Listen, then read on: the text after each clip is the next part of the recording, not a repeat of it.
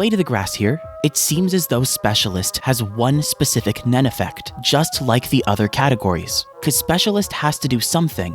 Otherwise, there wouldn't be this feature the other categories are unable to use. And it's not just freedom from other category restrictions, because then Kurapika wouldn't have to make his Hatsu about that.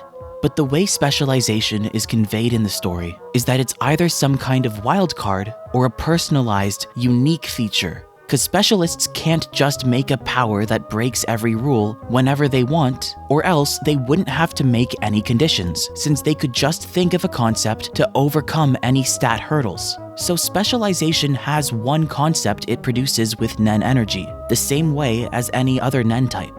It's just that it's left a mystery within the story, unless you take into account the details around the Nen category. If we break down how each Nen type functions, what they symbolize in their users, and the specialist powers we know of, there could be a way to narrow down Specialist's exact Nen effect. So far, the other 5 categories can be tied to different mechanics behind the concept of aura itself. The body can create a new type of substance that acts as a transformation of excess stamina into energy to better enhance the body's functions, which can be moved by the user through nodes to then assign new uses to what it's wrapped around, like how you're able to see aura with aura around your eyes. The 5 known mechanics tapped into for Hatsu are the functions that allow aura to fundamentally work. But Nen has one more characteristic not covered by those categories. It has the ability to be programmed to hold complex logic or instructions so that it can be applied in different ways. And the effect, without transmuting the aura, of simply carving it to be more specific, is often shown by changing its color. The operation of Nen, not covered by a known Hatsu category, is the mechanic behind Hatsu itself. Or more mundanely, it's the aspect of how you're able to etch details into Nen so its behavior is more specific, complicated, or directed, which is how people who put their heart and soul into something unconsciously tend to surround it with lingering Nen. Or how you're able to use your physical aura as the conduit for your Hatsu, and not just as its fuel. The idea that you're not just carving Hatsu into your brain, but able to echo the instructions so that they last more stably in the aura you produce, is what makes any Hatsu in the series feasible, when the characters have otherwise seemingly human physiology. With the exception of magical beasts and other Dark Continent species, although their magical traits could just be organs tailored for built-in uses of Hatsu effects, which would evolutionarily make sense for creatures in universe, but also fit how the series explores various ideas around the major theme of nature. And it would also explain why competitive evolution in the Dark Continent has resulted in these giant creatures that look like they have all these stylized pieces to their bodies, because they could each be specific organs for specific Nen applications, far surpassing the human brain's makeshift attempts of Hatsu. But it fits that the human brain has 6 specific states that all symbolically match the possible mechanics behind Hatsu. Because since the whole power system takes after Taoism, where things are aligned and produced through cycles of yin and yang have their own concepts behind them, it makes sense if the properties of aura and the types of a person's cognition each match a specific phase. Yang is associated with brute power and health, but also simplicity, so its matching Hatsu, Enhancer, is the one for amplifying things without distorting or complicating what they are, and without changing their context in any way. And as the categories descend the hexagon, you can see that they get more complicated. Transmuter still directly affects a target, but instead of improving it, changes it by shifting its traits to details of the user's choosing. And Emitter is still fairly straightforward, but lets the user change the environment or position something's in by moving it around. Then, Conjurer and Manipulator are more conceptual and intricate, but less directly impactful versions of these 2 categories, because each Nen effect can be seen as a combination of the traits it shares with each adjacent category. Manipulator directly affects its target, fitting how, like Transmuter, the phase of the yin-yang cycle produces something from within. But it's a form of changing the placement of something that's abstract instead of literal, because instead of physically moving it, like Emitter, Manipulator effects seem to stem from the idea of changing something's purpose in the world. boxing it into behaviors around a single conceptual premise. And Conjurer changes up the environment without modifying any target directly, just through a very roundabout and complicated way by creating something new instead of how Emitter just moves an existing piece directly. But its way of creating something new is intricate instead of immediately powerful, because Transmuter is limited to replacing the traits of something, so your ability to create something new is limited by its proximity to the base you're using as material. But its strength is that it lets you forcibly modify something that already exists. Conjurer lacks that strength, since you can only make something that's not already there. But as a result, you're free from the limitations of having a starting point you need to branch off of. And by creating your own entire thing, your Nen inherently produces something that's much more intricate in detail. So, since Specialist is at the bottom of the hexagon, being the common link between the abstract and conceptual Nen effects, its mechanic is probably a pure idea of complexity, which also fits Yin's association with chaos, because Yin and Yang power the world, so Yang produces stability, in line with how enhancement is the easiest effect to control. But if you cast a mold of chaos, that's just an intricate shape of strict detail. So the effect a Yin-inspired Nen type would produce is centered around sensitive complexity. And that sort of outlines what specialization seems to be. The divide between opposites on the hexagon is that each half has the same three functions, but one side is direct and forceful, and the other side abstract and detailed.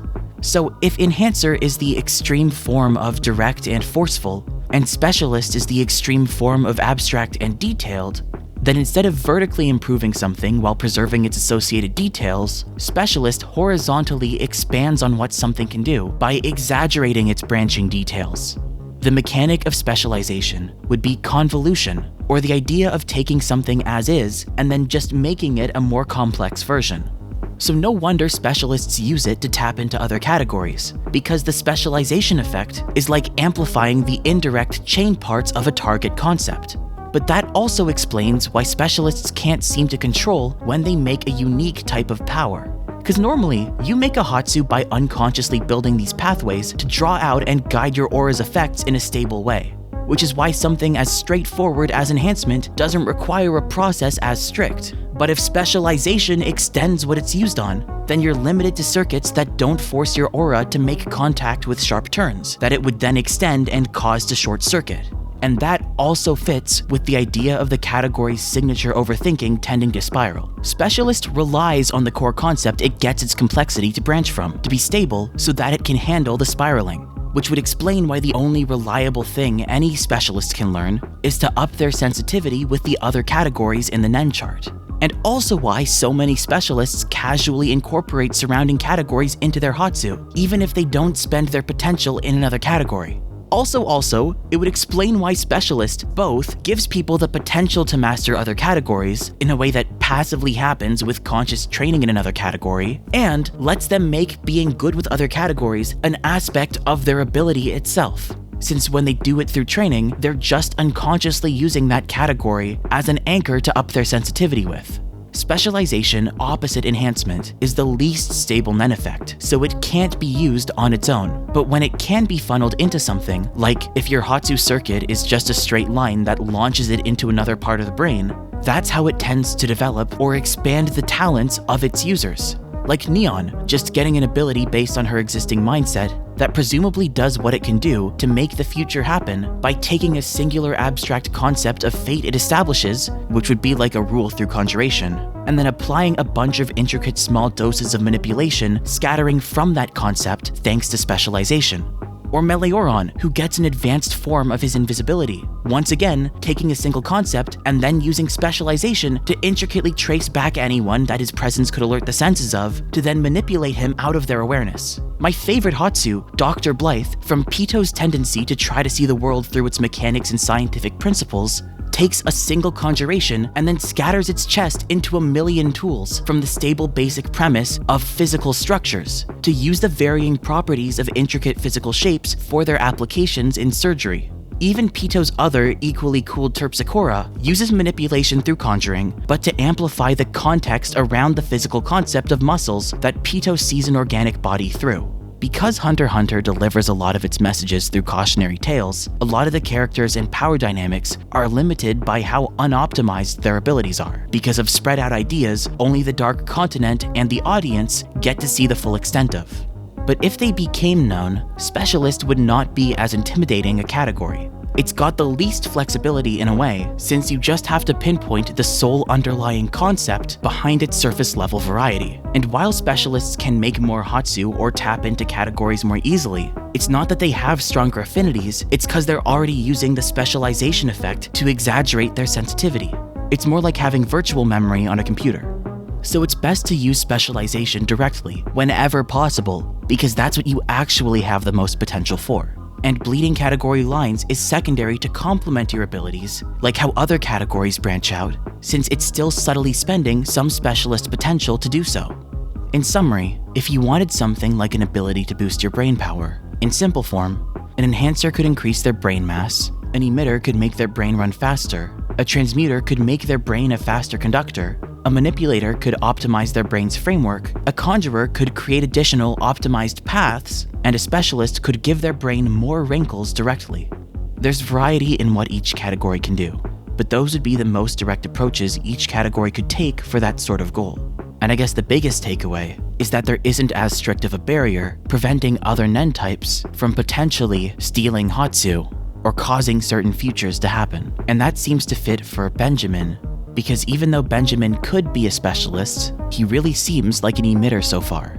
But we won't know until the series returns, or even past that.